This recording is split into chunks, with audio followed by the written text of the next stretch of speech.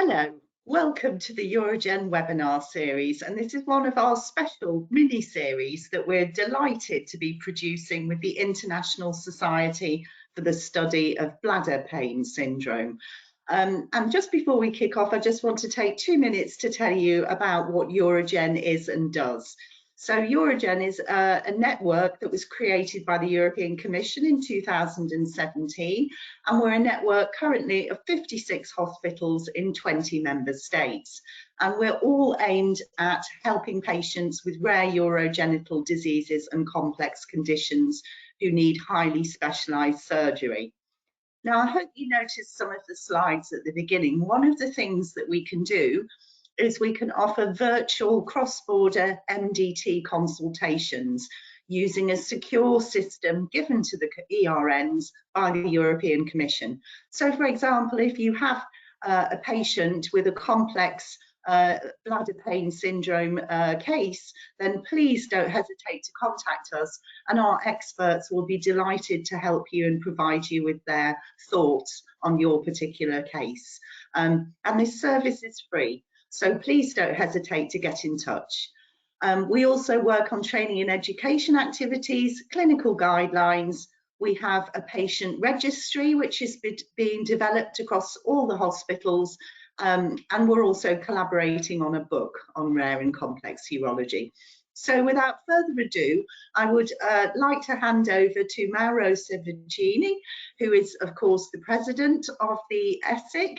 And Mauro, we're absolutely honoured and delighted to have you here with us this evening, introducing our speakers and talking about these very important topics related to BPS. Thank you very much, Mauro. You have the floor. Thank you, Michelle,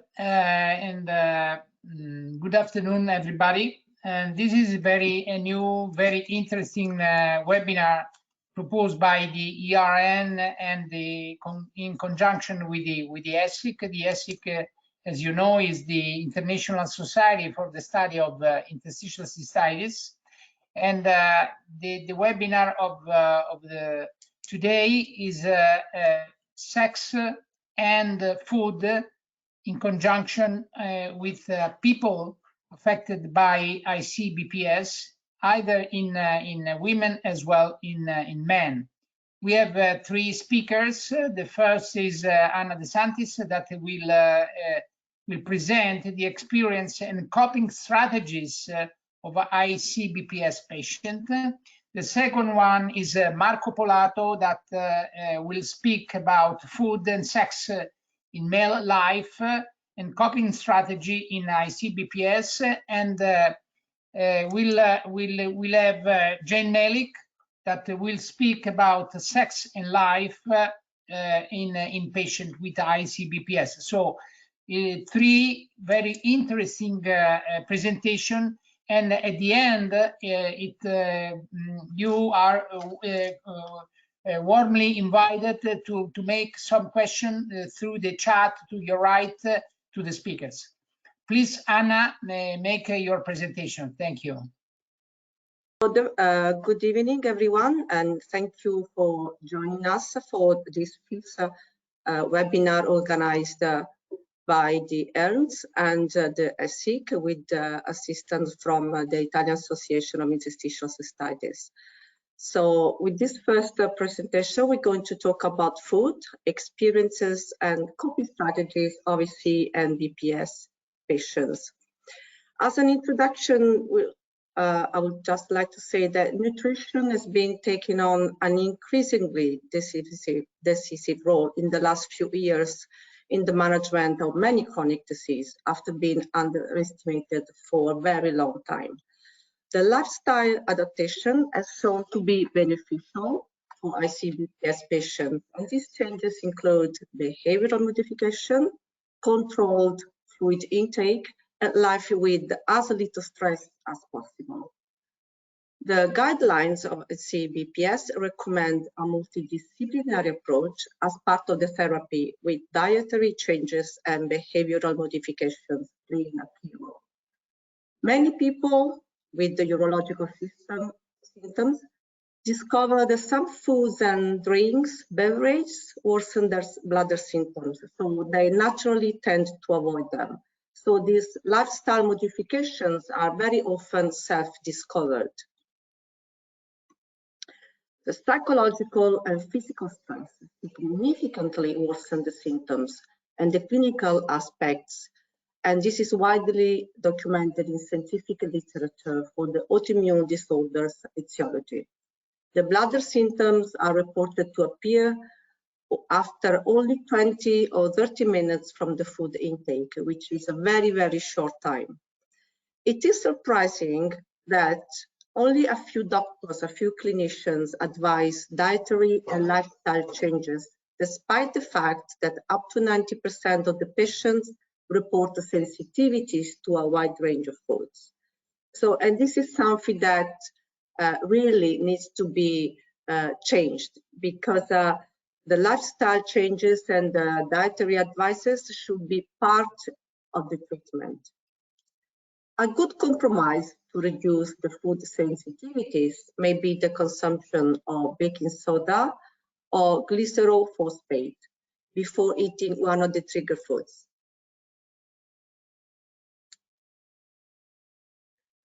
And emphasize the water intake to dilute the concentration of urine and reduce the constipation. Some studies have shown a certain variability from a group of patients to another, because, for example, for a group of patients, all of the foods which are in a certain list are trigger foods, while for others, the diet does not affect their flare-ups, for example. And it is not known why yet. Regarding the associated disorders and the comorbidities, many studies have shown that some of these disorders appear to occur more frequently in IC BPS patients respect to the general population. We're talking about food intolerance, allergies, hypersensitivity to certain foods. The Italian Testicle Studies Association data report that 79% of the patients interviewed suffer from comorbidities like IBS, fibromyalgia, and constipation. Probably this is due to the fact that IC BPS patients are more affected by bowel, digestive, and gastrointestinal disorders compared to the general population. It seems to go like hand in hand. In addition, in presence of lactose intolerance, the IC BPS symptoms worsen when drinking milk and eating dairy foods. So this is something really to be avoided. Let's talk about gluten sensitivity. Many patients also report gastrointestinal problems when they eat gluten. Even though there is currently no proven relationship between gluten and IC BPS symptoms, this is what the patients report.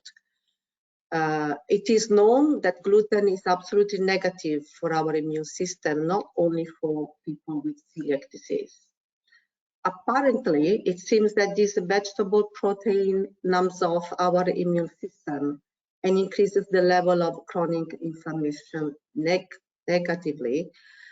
And it acts on the intestinal flora, the biome, and which eventually leads to the leaky gut syndrome.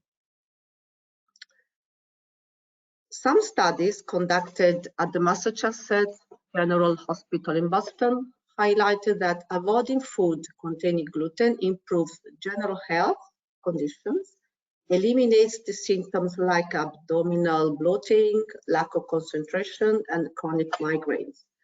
And this is also confirmed by many IC BPS patients who report bladder and gut improvements when gluten is avoided.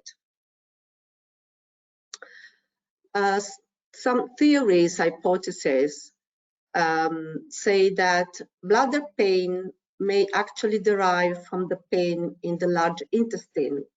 So it's not the bladder itself that's painful, but this pain comes from the intestine, because the bladder and intestine are in the same area, they're very close to each other.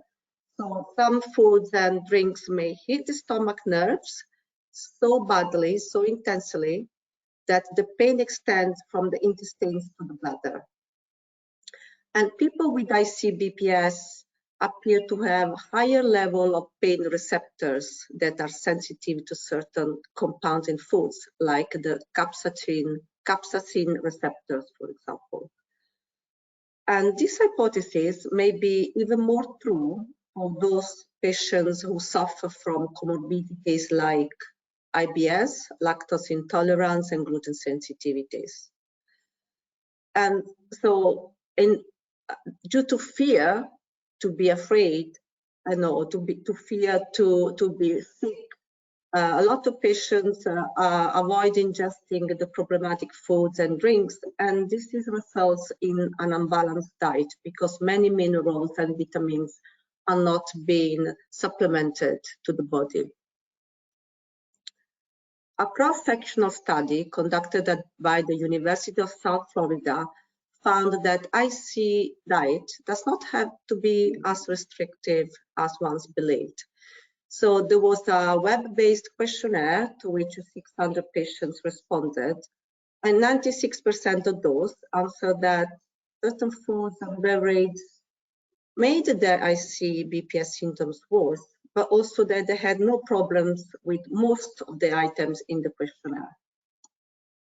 And this research links the problem only to a handful of foods, which are the spicy food, coffee, alcohol, tomatoes, citrus juices, cranberry juice, chocolate, and carbonate beverages containing artificial sweeteners.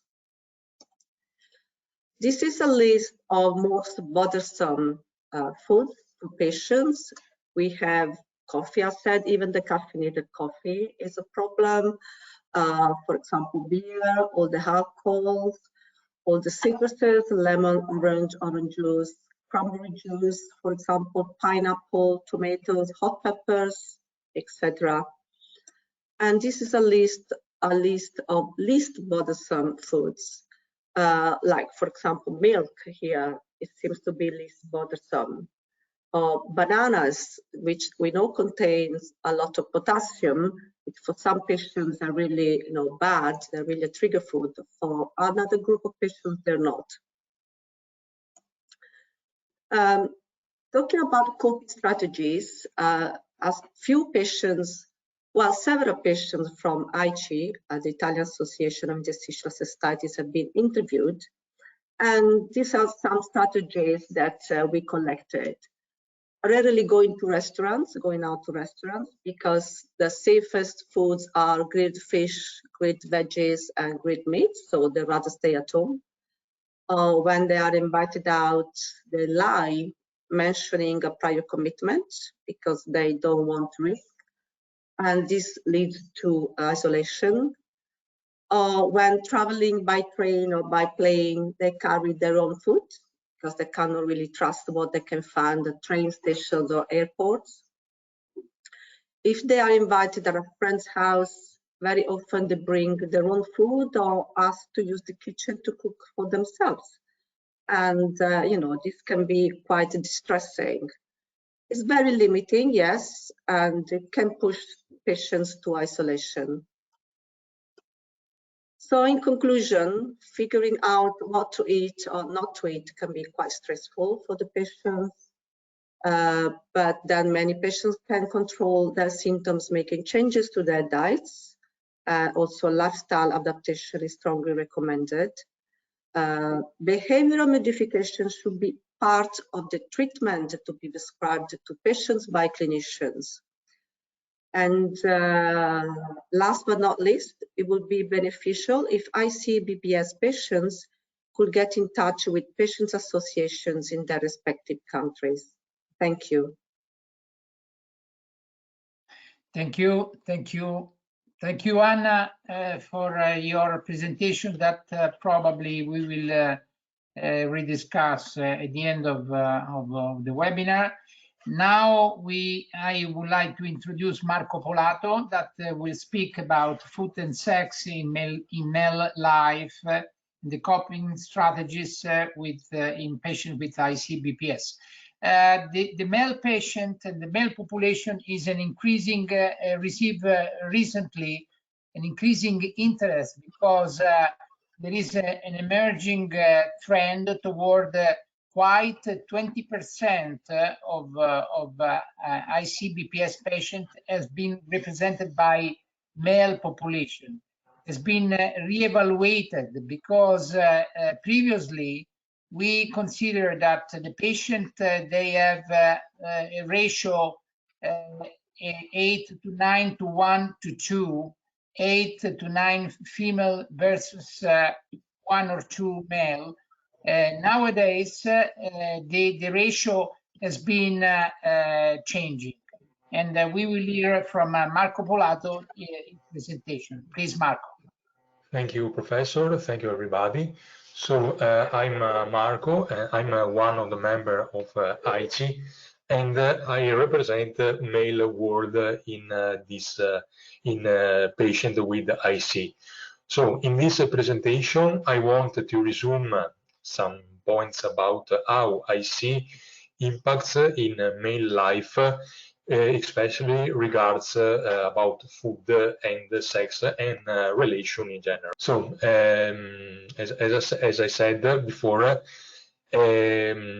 what are strategies that a man with IC can practice to improve a little bit his quality life, to reduce pain and consequentially live better? So in male universe, we can find some interesting strategies about food, about couple relationship, and about relation in general.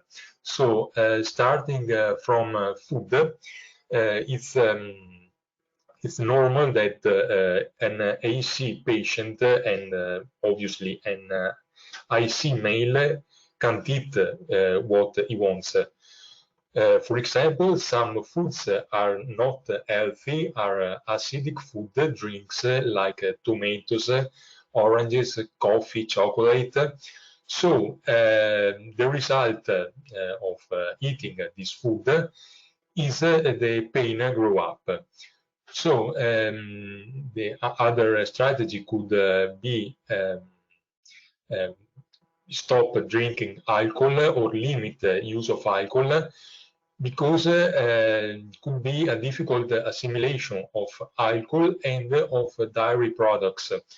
So a strategy to prevent pain and problematic assimilation is not to eliminate this type of food at all, but try to add, for example, first a little quantity of chocolate, a little quantity of tomato, and try what kind of food is could be good and what kind of food could be not good, to return very slow to a normal diet.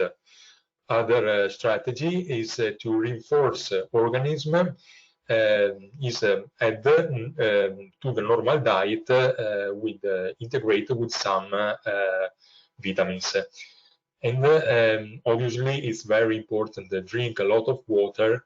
So, in coping strategy, in particular in sexual life, we can see that in these cases the problem is ejaculation, because this could cause pain to testicles, burning at the penis level, and there is a difficulty to emptying bladder. So other problems can rise up after ejaculation. For example, when emptying bladder is not complete and the urination is painful and could cause a sense of burning too. So the most easiest strategy is avoid sexual life and orgasm at all, but obviously is not the definitive solution.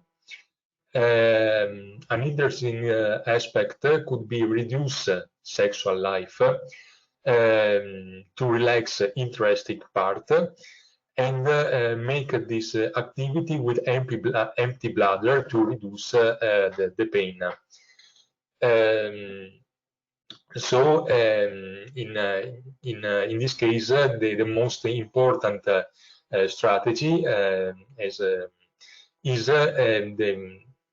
relax, for example, relax penis, relax bladder, and relax all this part interested in sexual life. And sorry that okay. Other part is the relationship in general, for example, with friends, with the relatives, and with parents. The easiest comportament is lying in this case. The major strategy that a man can use is lying. This is linked, the lying is linked with another strategy that is retirement and isolation. Because what could be the problem if I stay alone and nobody could ask me nothing about my health, about my feeling, etc. So the greater difficulty is the external acceptance of IC and obviously problems that IC cause. So in the case of male universe, a solution could be find a place where there are comfort. For example, find a place where there is a toilet to fight against urgency.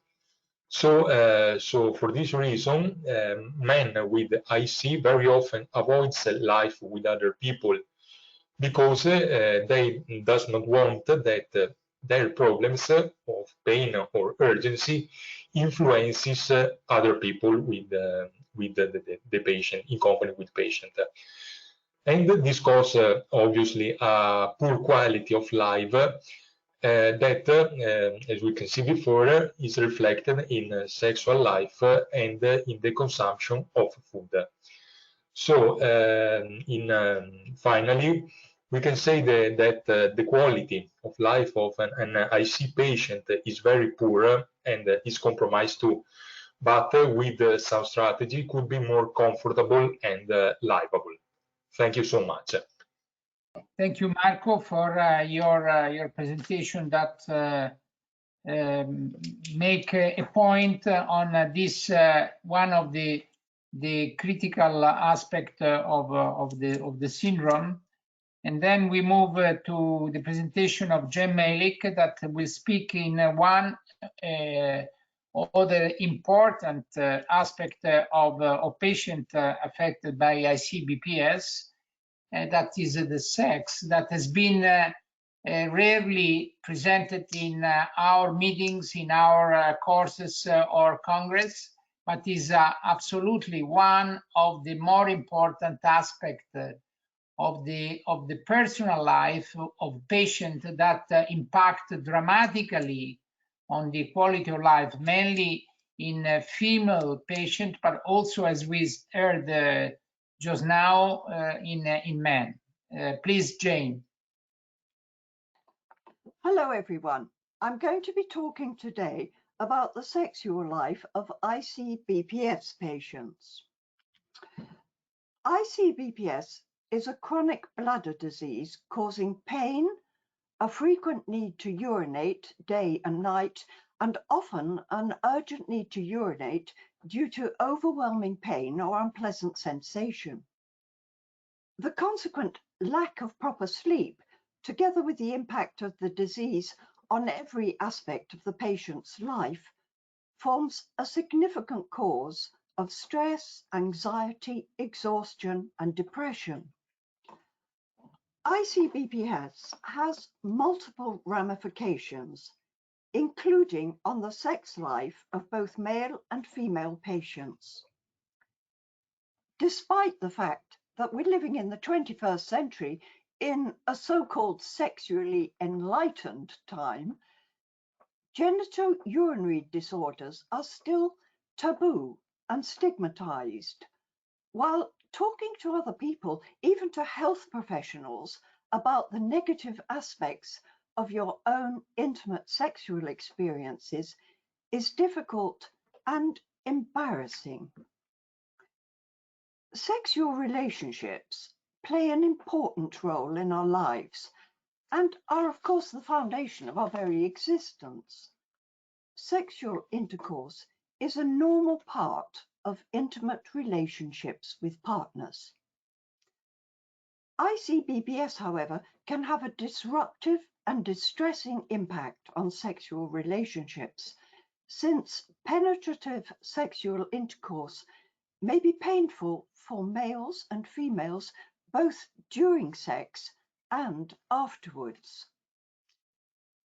For some women, intercourse may be totally impossible because the urethra, bladder, vagina, and vulva are simply too painful, while in the case of men, ejaculation may cause them intense pain.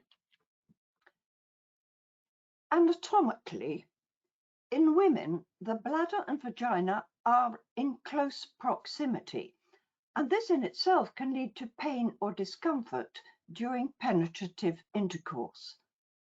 Furthermore, many female IC BPS patients also suffer from vulvodynia, or may have a permanently painful or hypersensitive vaginal epithelium due sometimes to the impact of recurrent candida infections, for example, particularly patients with both IC BPS and Sjogren's syndrome, or the vulva and entrance to the vagina and urethra may be inflamed, sore, and painful to the touch. There may also be pelvic floor muscle dysfunction. This means that in women, there can be several different types of pain related to intercourse. Superficial, that is on entry, pain in the vagina during thrusting or any internal contact, and a deep pain due to pressure on either the painful bladder or other painful pelvic organs. Many patients may experience pain or burning sensation in the vagina, bladder, and urethra after sexual intercourse, often for days or even longer, causing heightened frequency and even full-blown flares. Sexual pain affects all aspects of sexual response. For example, desire, arousal, orgasm, satisfaction, as well as actual intercourse. Once experienced in a negative way, there may, of course, be fear and anxiety of it happening again. But I would like to emphasize that it is not only pain that is the issue here. We should not forget the urgency-frequency issue, since a need to rush to the bathroom when things are just getting going is also a big turn-off and may make the patient anxious and nervous, as well as embarrassed by the fear of having to break off halfway due to the overwhelming sensation of needing to empty your bladder. A few basic tips. Optimal pain treatment 15 to 20 minutes before sex can help the problem of painful sex in female patients. However, it should be noted that use of painkillers such as NSAIDs may lead to erectile dysfunction in men. A warm bath or shower is advisable to relax the pelvic muscles and to ensure thorough cleanliness by both partners to prevent infection. And I would just like to mention here that many young women, and particularly teenage girls, have no clue that infection can easily enter the bladder during sex, with or without penetration, bearing in mind that the female urethra is very short. And a typical postcoital urinary tract infection is E. coli from the anus. Urination before and after sex is also important, and urination after sex can help to wash out any bacteria that might have penetrated. Use of non-irritating lubricants. Engagement in foreplay to limit thrusting time. Different positions to reduce pain and symptoms, and this will vary from patient to patient, depending, of course, on the nature and the location of the specific pain. Thinking of creative ways of sex without vaginal penetration. This is known these days as intercourse, and this is so as to maintain some level of sexual intimacy. What is very important is to avoid sex during a flare-up. If sexual intimacy is taken away, cracks may begin to appear in a relationship about which a patient may be very concerned and feel deeply guilty, inadequate, a failure, while the partner may also feel guilty about being the cause of such pain. There may consequently be decreased sexual interest, depression, and a kind of feeling of isolation. Communication between the partners is essential. It is important for patients to be able to discuss this problem with their partner and to try to find solutions together. But in practice, this is often not the case.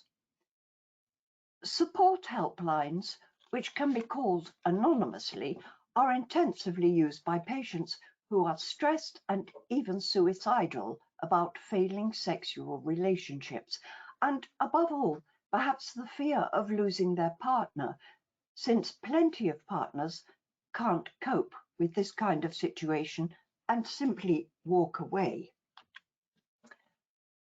The sexual aspects of IC BPS are frequently being missed, since doctors often fail to raise the issue of sexual problems with their patients, while patients themselves may find it difficult or impossible to raise this intimate and embarrassing subject with their doctor. Perhaps even more so if the physician is of the opposite sex.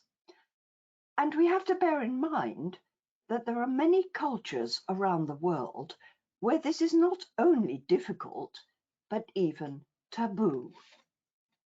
It is therefore important for the health professional to take the initiative in raising this issue, explicitly asking the patient if there are any sexual problems due to the IC BPS symptoms, and if necessary, referring the patient to a sexologist or sex therapist or relationship counselor for help and advice.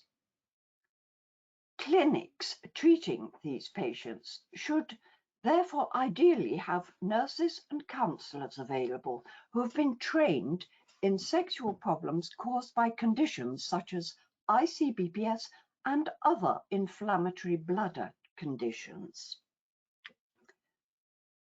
Emotional support, empathy, understanding, as well as practical support are needed from all professionals. And just being able to talk about it in a practical way with a professional may already take a great weight off the mind of the patient. This is the first step towards overcoming embarrassment barriers on the path to finding solutions to the sex issue, while at the same time reducing the patient's emotional and psychological stress level, and probably reducing depression too. In this slide, we have a sample of resources for the patient.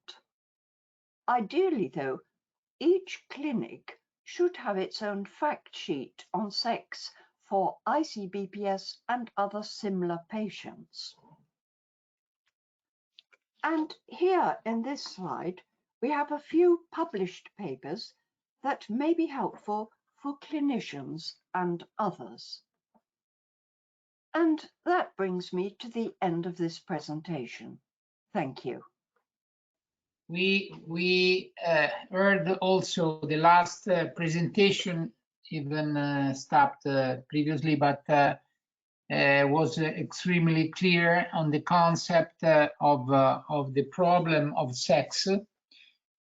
So we have 15 minutes discussion, and I would like to warmly invite all the participants to make a question to the speakers with to have a more deeply insight into those aspect of food and sex that represent an important part of the personal life of patient. I would like to make a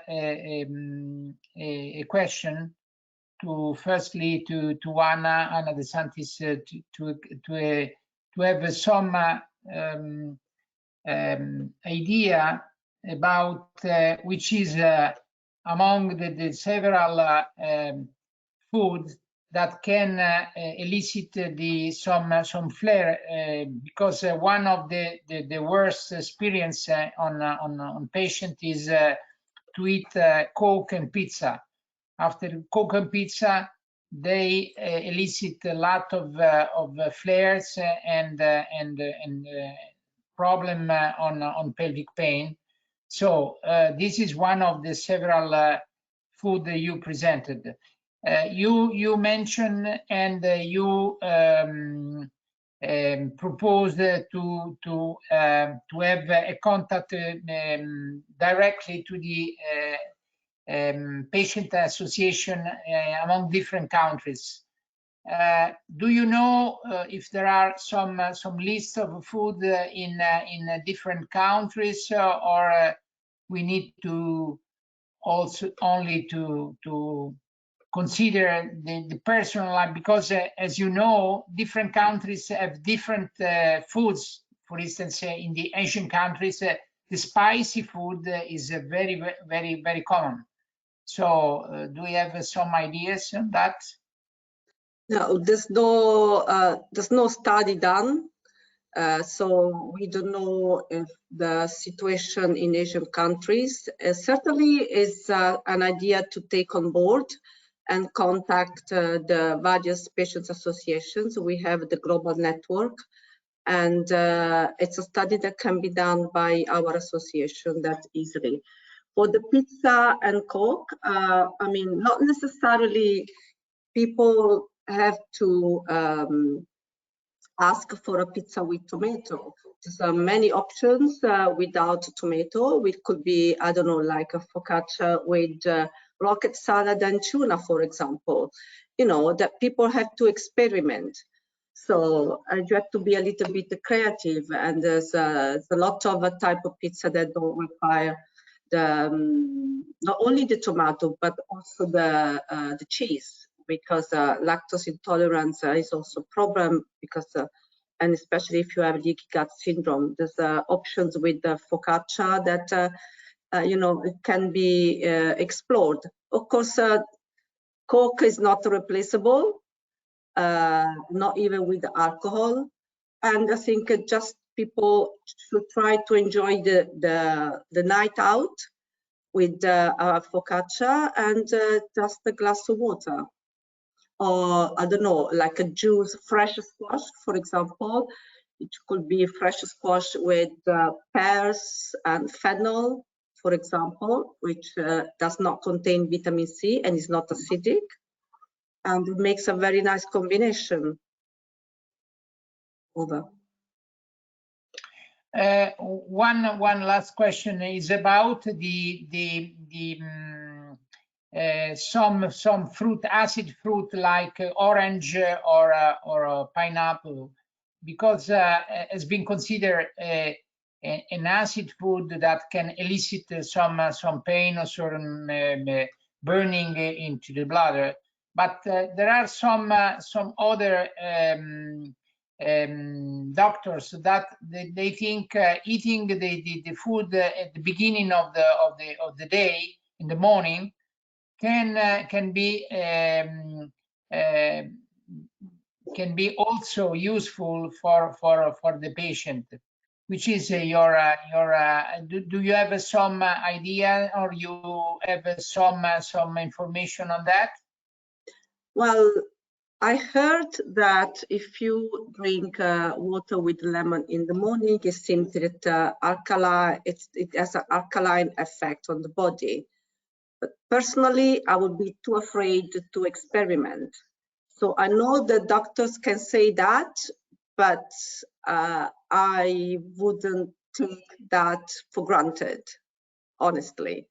And we know that not all IC BPS patients are the same. There may be groups which are affected by any type of acidic food, any type of fruit, or there are patients that for which diet or even chocolate or even a little bit of alcohol has got no effect at all. So it all depends. We are not all alike. We know that there's no specific rules for this, but personally, I wouldn't attempt. I would risk, because then personally, it would take me 2 months to recover if I have a flare-up. So it is not worth it. Okay, thank you. A question to Marco and to Jane, both of you, about the sexual life in a male and in a female patient. My question is it worse in female or in male? Because also in male, the male patient, I think, are really under investigated. And there is an hidden problem in male population, in male patient. So the question is to Jane and to Marco, if they want to answer this question. Well, I've never been a male, so I don't really know. I can only say a female. So I would think, you know, the females are suffering, but since I've never tried being a male, I don't know. But of course, the females have the problem of the anatomy, that the vagina is being penetrated and the vagina is close to the bladder. And they can also get all kinds of problems in the vagina that cause vulvodynia and pain just to the touch. So that makes it more complicated, I think. But also females have to be very careful about getting an infection. And I'm really quite concerned that young people are not careful enough these days, because if you get an infection, a UTI, in an IC bladder, it's horrific. And the problem is you sometimes don't realize that it's an infection and not a normal flare. And sometimes the patients don't go and seek help until it's spread right up into their kidneys and they've got a major problem. So I think we do have a lot of problems. I won't say it's more than men. I wouldn't dare say that, but they're different. Marco? Yeah, Professor, in my opinion, so in male world, obviously there is an anatomic problem because the pain in penis especially and in testicle is could be very high in a certain situation. So it depends. It depends because, for example, I heard about some situation that could cause pain, and I heard about other situation that, for example, the patient avoid totally sex to the fear of pain. So it's a real fear or an imaginary fear. I don't know, but yes, in many cases, the principal problem of sex is pain, is burning. So burning at the level of penis and at the level of testicles. So it's a long time pain and a long time burn. So this is in essential, this is the male experience. So it depends from person to person, but yes, that's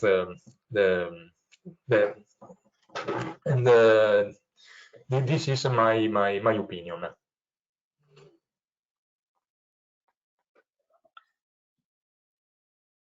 There are some questions from the participants. About the relationship between sexual life and personal life. What do you think could be the role of patient organization or the scientific society? Because my idea is that until now there are not too many attention, even though it's been clearly shown by you about those particular aspects. There is a possible role of patient organization, of a scientific society, just make some indication, some a guide for patient, Anna and Marco and Jane. Yes, I think that the patient support groups are already doing quite a lot. I've looked around some of the big organizations, and they have incredible information about the sex life problems, really detailed and very practical information. And I think that's very good. But I don't think enough is coming from the societies, the medical societies. And I do think that clinics should have their own fact sheets about it. And it would be useful not just for the IC BPS patients, but for any of the other inflammatory bladder patients, such as radiation cystitis and that kind of thing. And so, you know, it wouldn't just be for a limited number of patients, but much more needs to be done because it has a huge impact on the life of patients. They can become very isolated by it. Exactly. Anna, please. There's a question on the chat, and maybe it's for you, Dr. Cervigni. Have we any prospective data from randomized clinical trials about sexual life and IC? I have not heard anything. I don't think any studies being organized, and I think it's something that maybe we should look into, because the quality of life, it depends not only from the medications, but also from the happiness that we have in our life that come, of course, from having a relationship in our life and having a partner, because otherwise you know, the patients can't consider themselves not worth of dating even sometimes, you know, that feel inadequate. So do you know if any association, also you, Jane, are considering this kind of randomized clinical trial? Some studies have been done. Some studies have been done, and I put those on my last slide. Those one in 2023 from. Okay, but recently then. Yes, and 2020, yeah, 2019. So that, but I mean, we're not overwhelmed by studies, but there have been a few. Okay, so maybe if Dana shares, your presentation with us, so we can go into this last page and look in the internet for the study and read. No, this is for the people that are attending the webinar. Yeah. Marco? Yes. It's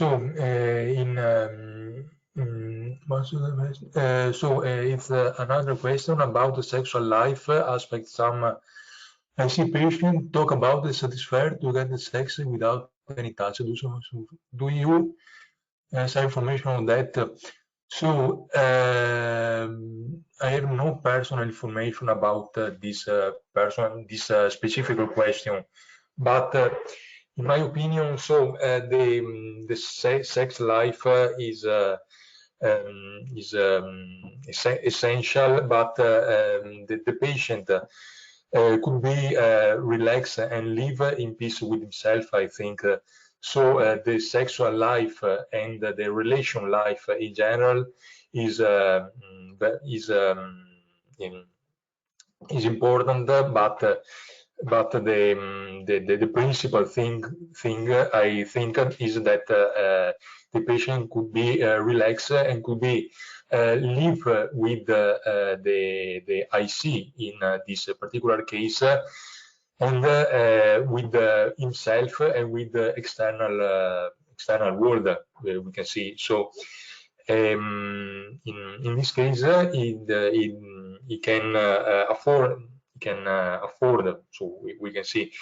We can say his sexual life with more relaxed. So is my opinion. So the consideration of the patient, of the person, is very important, and the acceptance of the IC is very important too. So this is what I think. Okay, thank you. Shortly, Anna, we finished the time. Regarding the last question on the satisfier, well, I don't know much about it. I know it's a device that helps women to basically masturbate and reach the climax, the orgasm. And it emits air, so there is no touch on the screen. So I don't have a direct experience with it, but there are like reviews on internet about it, and people are encouraged maybe to explore and try. Okay, thank you all the speakers. I would like to inform all of you that the ESSIC is preparing the guidelines that we will present in August this year in Kyoto during the international consultation of IC Japan. And one of the parts of the guidelines will be referred to the food and to the sex. That I think is in two specific chapter on this important rule of this problem. Thank you all, and I hope you enjoy the meeting. I would be very happy to those presentation, and we will see later on. Thank you. Bye-bye. Thank you. Bye. Thank you.